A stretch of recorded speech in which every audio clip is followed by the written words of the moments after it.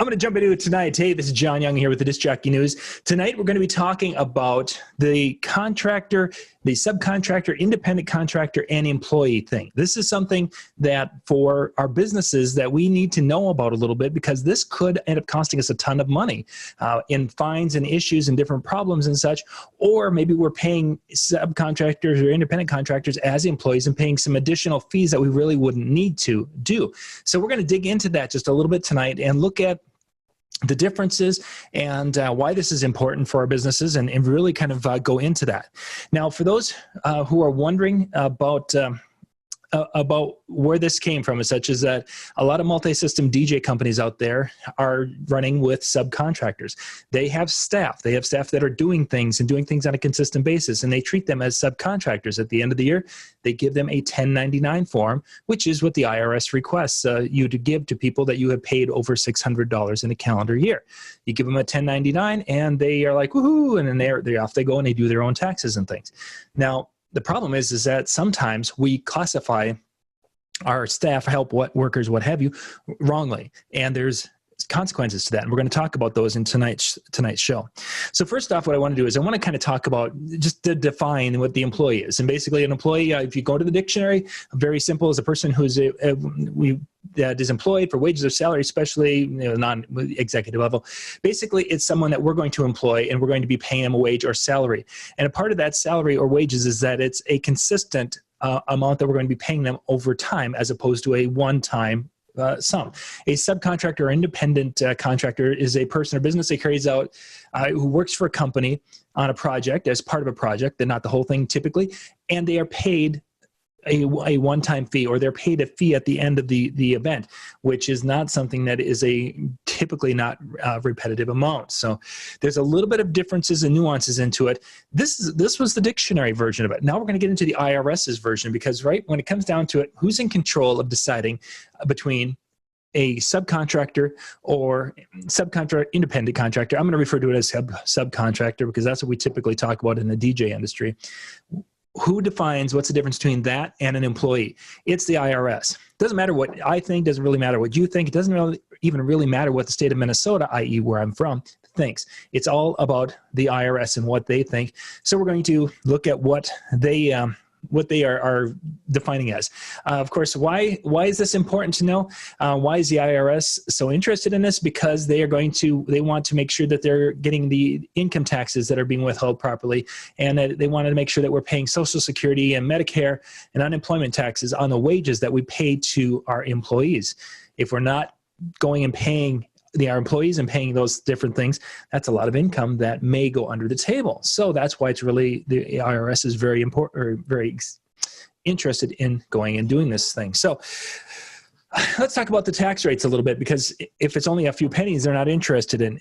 When it comes down to your self-employment tax, if I'm paying that out of my own pocket, generally that comes up to a 15.3% to the combined self-employment tax for the different the Social Security and different things that I pay. When it gets broken down between myself and an employer, that means that the employer has some responsibility and I have some responsibility. So Social Security is a total of 12.4%, and that's 6.2 for both the employer and for myself. And then FICA also, or your Medicare, that adds a little bit, and that's a 1.45 for both of us.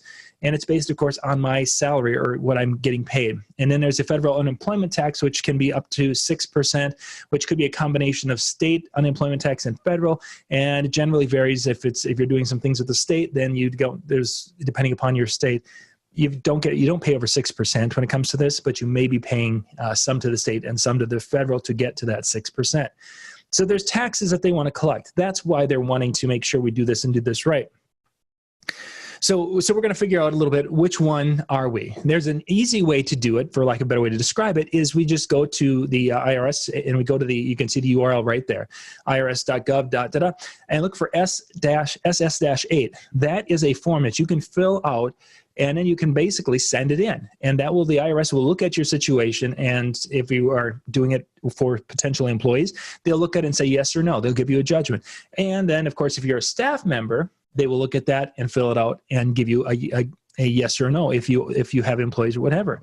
This form is probably one of the most filled out forms on the IRS website when it comes to employment. It is also the most not sent in form. They can track how many are downloading it and how many people, are sending it in.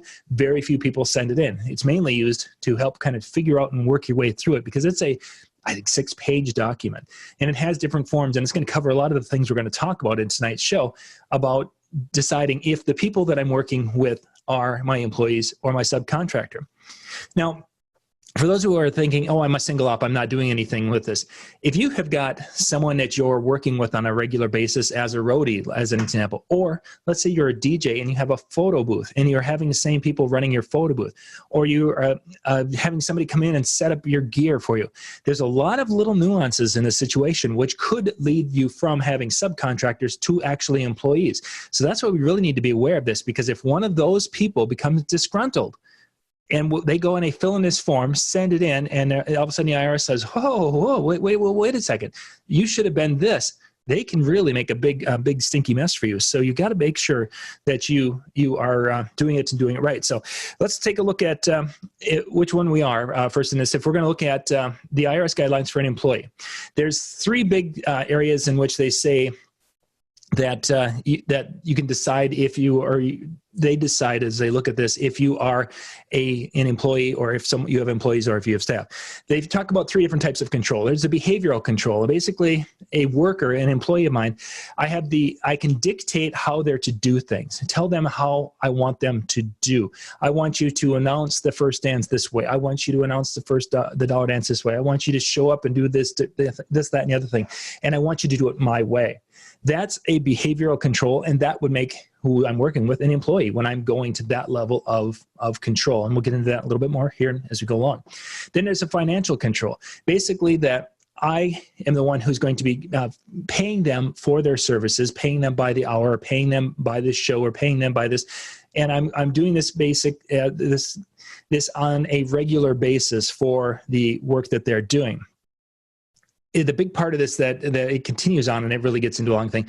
The big part of the financial control is that if the person that's working for me doesn't have the ability to make more money or lose money, specifically the lose money part of it, that if I'm the one who's getting all the responsibility with the lose or make money, that means that they're probably employees. Subcontractors sometimes can take an event and they can lose money. Sometimes they will make money. That's one of the parts of the test on that when it comes to the financial control. And then the relationship depends on how we've been working together. And we're going to dig into more of the relationship side of it. Do we have an agreement that they are a subcontractor? Do we have an agreement that they're an employee?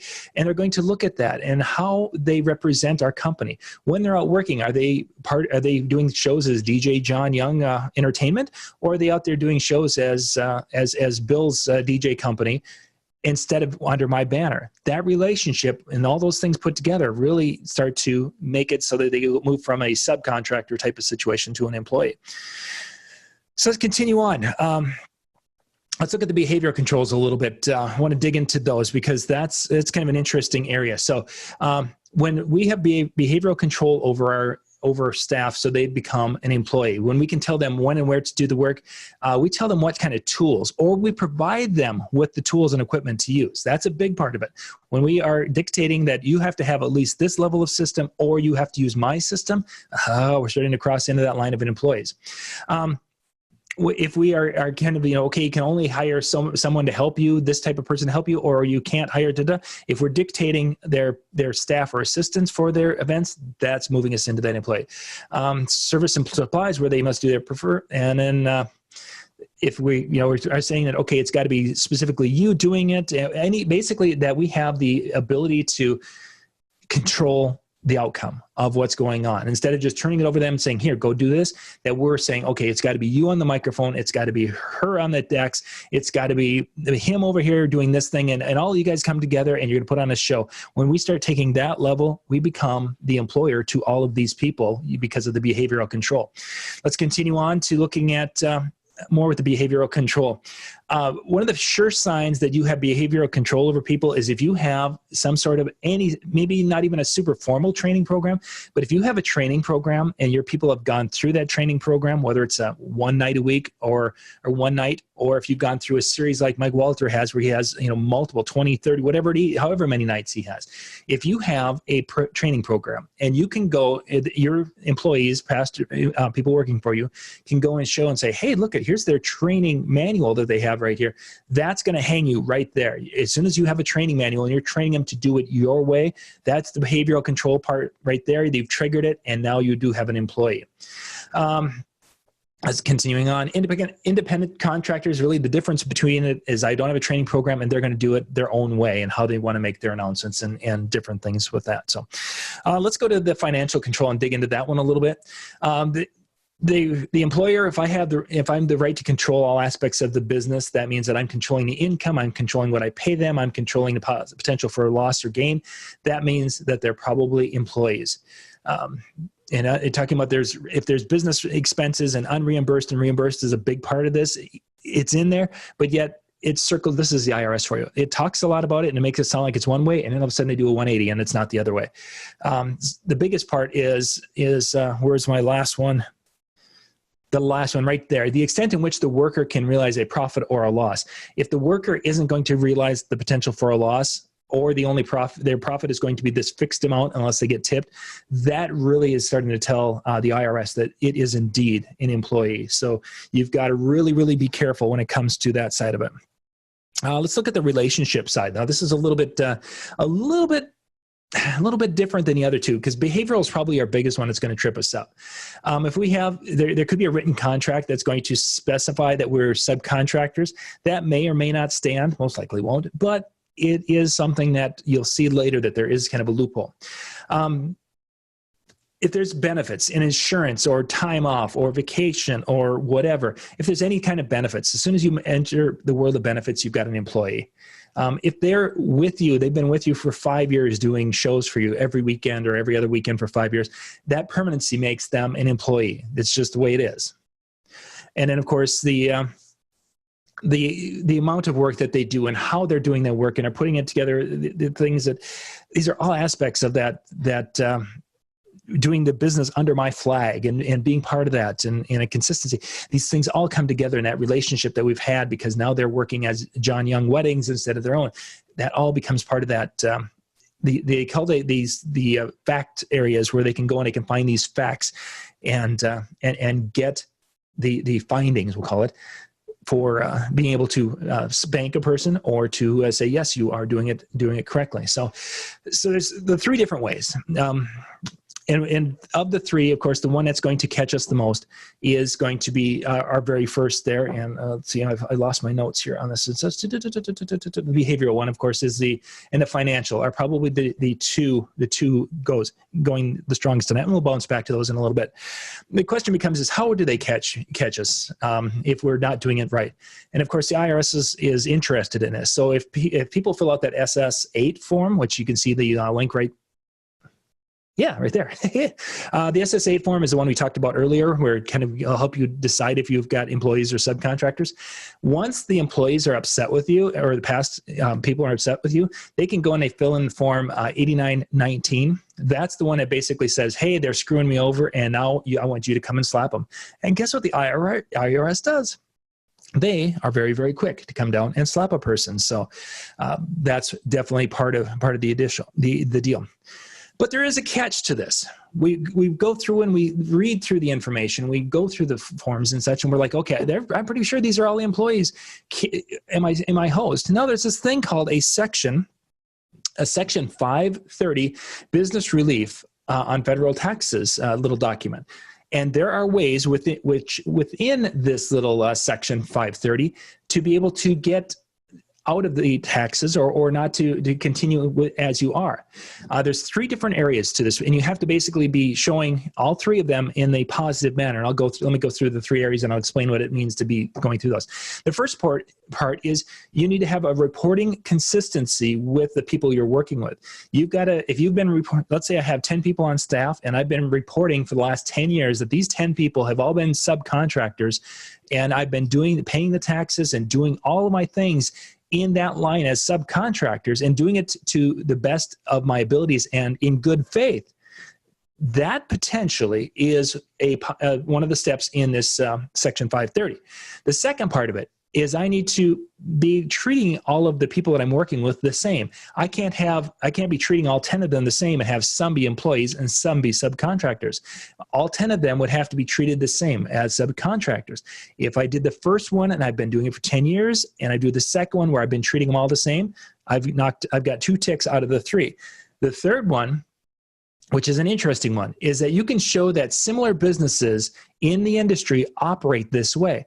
So if I could show that there were 10 different DJ companies in my market or around in Minnesota that are larger and they all operate the exact same way, all of a sudden a good employment attorney is going to be able to take these and say, yes, this business qualifies for the Section 530, and they're not going to have to go pay those back taxes, because that's one of the big problems is okay, wait a second. Oh, I had all my penalties and fees. Where did those all go? Oh, that's a bummer. I don't know where I wonder if some of my slides got lost here. That's kind of disappointing. Yeah, in my slides, I was talking about, which are we? Yep, I don't know where, somehow I lost my, here's the catch, the 530, yeah. And then we're going to my next one. I don't know where so let's talk a little bit about some of the penalties that can happen in Minnesota. Well, let me finish, and if I don't have it, then we'll come back to that. Let's jump to Workman's Comp, because that's not talked about in here, because this is an area that the IRS really doesn't care about, but it is an expensive thing for a lot of us in the area. Workman's Comp insurance, basically something that varies from state to state. Not every state requires it. 49 do, one does not. Workman's Comp insurance is something that I have to have for my employees. So if something happens and they get hurt, that will basically take care of them and such to get them healed up and get them better. This is something that businesses have to have. And there have been some recent legal discussions about this, specifically in Florida recently, where a judge had gone and found that Workman's Comp insurance is paying back so little right now that he is opened it up so that people could go and now back to suing the business directly. It used to be that when you would have the Workman's Comp insurance, that if somebody got hurt on the job, they couldn't come back and sue you unless there was gross negligence. Now he's opened the door for that to come back. So you may see some things change on this. But Workman's Comp is for the employees, and it can range in the United States basically anywhere from 75 cents per $100 that you pay the employee up to about $3, just short of $3, and that's up in Alaska. It's very depending upon the type of job. There's going to be much higher if you're doing a dangerous job. If you're doing something where you're going to, paper cuts the worst you're going to get, it will be lower. It can vary. Surprisingly, when we looked at this with the newspaper, it was much higher than I would have expected. I assumed we'd be at one of the lowest, but we're not as newspaper, which was really weird. The fine for this, in Minnesota, I just looked at Minnesota because that's where I'm from and that's where my attorney friend's from. The fine for not having Workman's Comp can be $1,000 a week per employee during that time when they're not insured. So this could really get, and that's up to $1,000 a week, but I mean, it could jump up really, really quite quick. Getting back to the insurance side of it, yeah, I don't have that. Getting back to all of the taxes side of it, if you are caught with that and you haven't paid back taxes, there's penalties and there's fines, and then you have to pay the taxes, and you have to pay both your side and the employee's side, because they can't go back and take the money from the employee and you can't withhold it.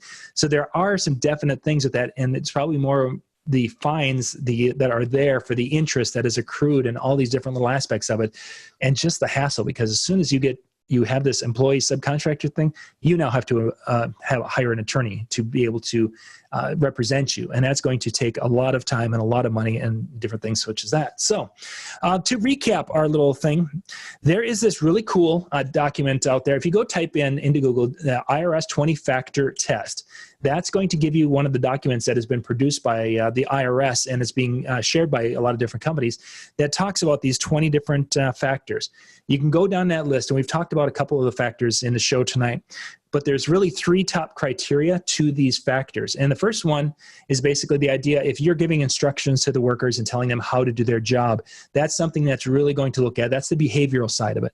If you're going to be doing something and telling them how to do their job, training them on how to do their job, because job training is the next part of it, those are big flags that you have employees over subcontractors.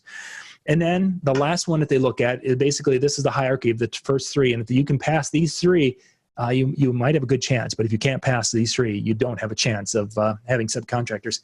The last one is the worker's ability to make a profit or suffer a loss. So if I'm insulating them from any potential loss, i.e. a bounce check situation, if the check bounces and I'm still paying them, or if the gear breaks and it's my gear, they're not potentially suffering a loss. Most likely they're my employees. So let's look at the photo booth side of this. From the photo booth side, I own the photo booth. I'm hiring someone to come out, and I'm going to throw them $100 to do that. Yeah, that's probably going to be fine. But if I have that same person with me time and time and time again, all of a sudden they've moved in from, because I've had to teach them how to run the photo booth. I've had to have them, teach the software and things. And then maybe I have a specific way I want them to, welcome people as they come up to the booth, and a certain way to say, okay, now I want you to put the pictures in here and put them in here, and how to cut and all these. I have trained them. I've shown them how I want it done. I've encouraged them to say and be and smile and do all these different things. So I've had instruction for the workers. I've had training for them. And of course, if that photo booth, somebody goes, crashes through that at the beginning of the night or at the end of the night, whenever, they're not going to lose the money. I would be the one losing the money. Most of our photo booth people, you've got employees out there, and that's going to be something you really got to think about and look at, because as soon as one of them gets hurt on the job, if they get hurt on the job, they're going to come after their insurance company will most likely come after you and say, hey, they were working for you. You didn't have Workman's Comp. Well, and now you've started down that road. So it's really, really kind of an important thing to understand where you are in this situation.